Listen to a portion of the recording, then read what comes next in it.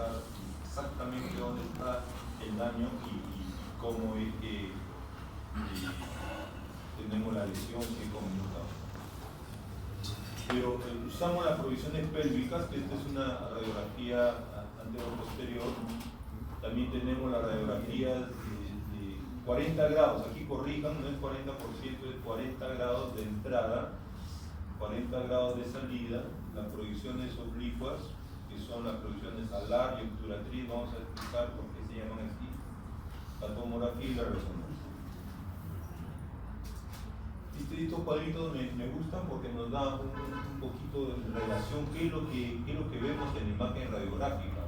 Yo veo una radiografía de pelvis, veo a veces a L5, a veces veo un poquito más arriba, veo la ilíaca, la cabeza femoral y se ve montado con el acetábulo, la rama iliocubiana, la sínfisis cubiana, pubis, la otra rama que viene de arriba que va desde el pubis hacia el ilíaco, de iliocubiana, y tenemos el trocánter mayor, el trocánter menor, el cuello femoral y el fémur.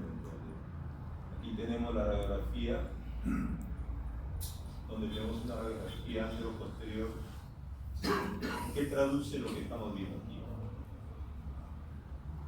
Y cuando visualizamos ya una radiografía del acetábulo de frente, tenemos que darnos cuenta de que esta imagen nos está traduciendo también en situaciones, ¿no?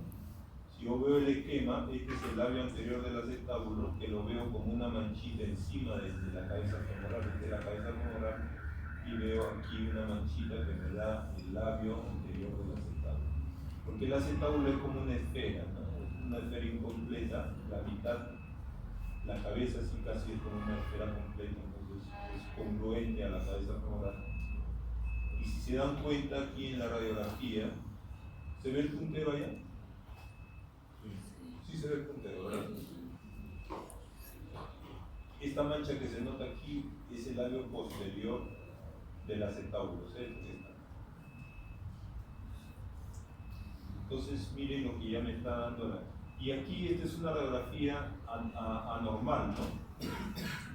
Comparado con esta de acá. ¿Por qué notan que está normal? A ver.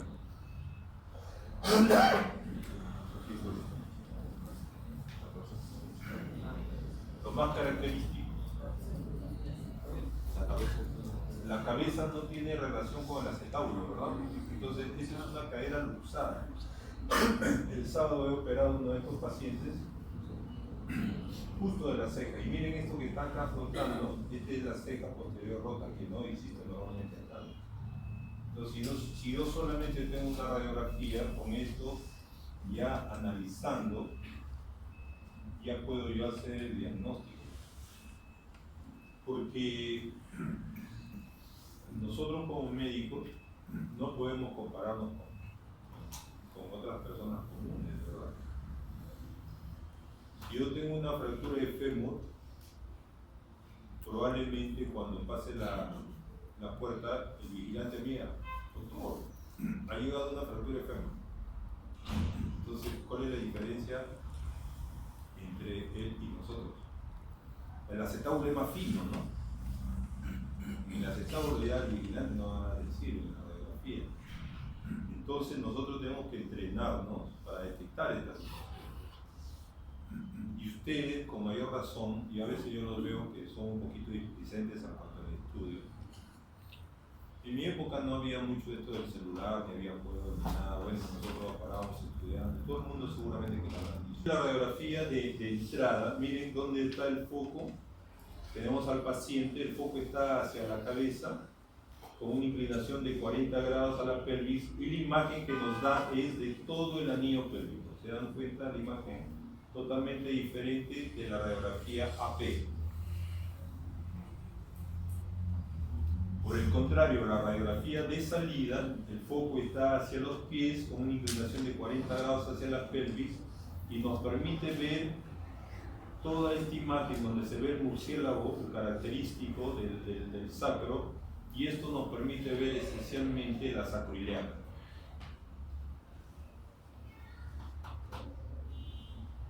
Estas radiografías son las radiografías laterales u oblicuas, y esta es la alar. Alar porque Miren, la radiografía se ve toda el ala ilíaca, en cambio en la obturatriz se ve todo el agujero obturatriz.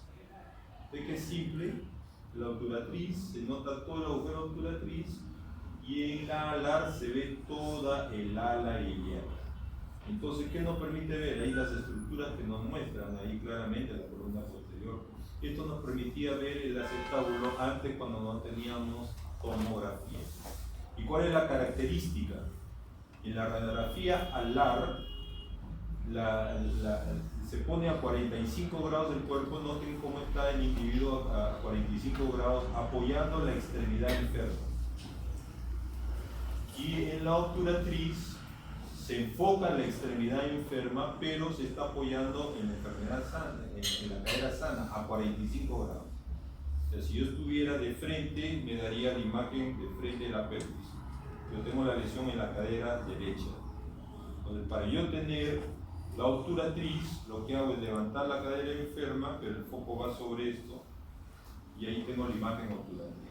Si quiero la imagen alar, levanto la cadera sana y ahí tomo la foto, ¿no? Así se ve la pelvis viene acá, a tirarme aquí, se ve todo el ancho del labio iliaco.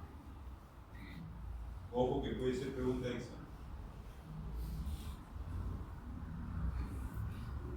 Bien, vamos a hablar sobre fractura del acetábulo. El acetábulo es la porción de hueso pélvico que se articula con la cabeza del fémur para formar la articulación de la cadera. Como vemos, ahí tenemos el acetábulo. Es una esfera que permite que la cabeza femoral esté en su contacto. El acetábulo consta de un fondo, tiene un techo, tiene una ceja anterior, pared anterior, está rodeado de un labrum que es de tipo cartilaginoso, como si fuera un rodete, para darle mayor capacidad. Por detrás de él está el nervio ciático, por eso en las fracturas de acetábulo hay que tener cuidado con las lesiones del nervio ciático. El paciente que operamos le hemos visto que no tiene problemas actualmente, o ha movido sus piernas sin problemas, pero es una posibilidad en la cirugía. Estas fracturas pueden ocurrir por traumatismos directos en la región trocanterio o por carga axial directa a través del miembro inferior. Para que ocurra una fractura acetábulo debe estar involucrada una gran fuerza, porque este hueso es sumamente duro.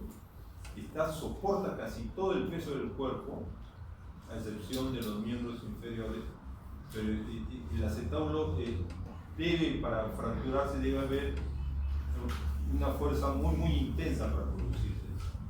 La posición del miembro al momento del impacto determina el patrón de la lesión, y eso lo conversábamos hoy día en la práctica, y decíamos, si el paciente está en un vehículo y está con las piernas abiertas, me da un patrón de fractura. Si el paciente está con las piernas cerradas, me da otro patrón de fractura. Y si el paciente está montando sus piernas, me da otro patrón. Miren cómo corre la fuerza a través de la rodilla hacia el fémur para producirme patrones. Si estuviera en una posición directa, lo más probable es que se fracture un trozo importante del acetábulo de la parte posterior, o me puede dar una luxación posterior, porque la fuerza está pasando hacia esta zona y sale de la cadera. Si el paciente está con las piernas muy abiertas, puede chocar y la cabeza penetrar directamente hacia el fondo acetabular. Es una lesión muy seria. Aquí tenemos los tipos de fracturas. Ahí está la pared anterior. La fractura de la pared anterior es la columna anterior y su fractura de la columna anterior. Esta es la pared posterior, y esta es la fractura de la pared posterior. Esta es la columna posterior y esta es la fractura de la columna posterior. Esta es una fractura transversa y esta es una fractura en T. Y puedo también tener fracturas de ambas columnas. Generalmente las fracturas más comunes son las fracturas de la pared posterior. Para ello, lo que tenemos que hacer es regresar al fragmento en su posición y sujetarla con algunos tornillos por medio de una plaquita. Miren cómo ocurre la fractura. Se va hacia la zona posterior, rompe la pared posterior y se luxa la cadera. Lo que vimos en la foto. Usamos esta placa de reconstrucción y la sujetamos con tornillos, tal como hicimos en esa oportunidad. Hay que tener cuidado con la placa de no invadir la cavidad articular, hay que tener cuidado con el ciático, si no le producimos una parálisis y el paciente no puede hacer la dorsiflexión del tobillo. Cuando tenemos fracturas que además son impactadas, hay un pedazo de hueso que se ha impactado y se ha perdido, tenemos que hacer un poco de injerto, colocar